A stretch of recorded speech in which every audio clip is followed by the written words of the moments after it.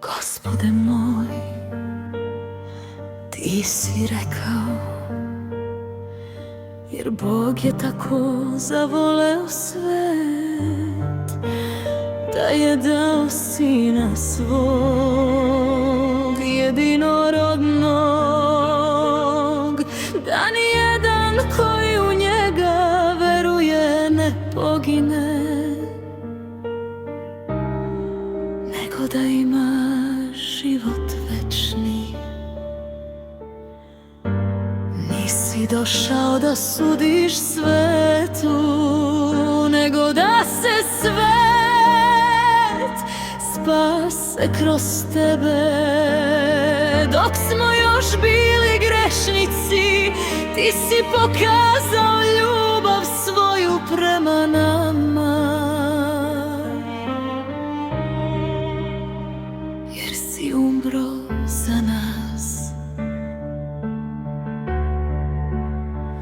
On greha ne učini, niti se nađe prevara ustima njegovim, a ipak si poneo moje grehe na krstu, moj stid, moje rane, moju tamu, da grehu umrem, a pravdi živim.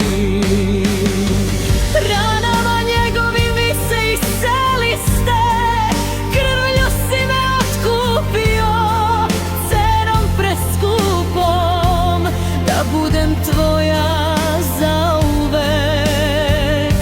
Iako si bio u obličju Boga, nisi se držao svoje slave, nego si se ponisio, postao poslušan do smrti, do smrti na krstu.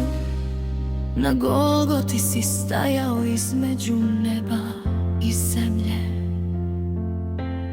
izranjen, prezren, ostavljen, kruna od trnja na tvojoj glavi, ekseri probili tvoje svete ruke, sunce je potamnelo, zemlja se tresla, a ti si iz dubine bola povikao i rekao, svršeno je.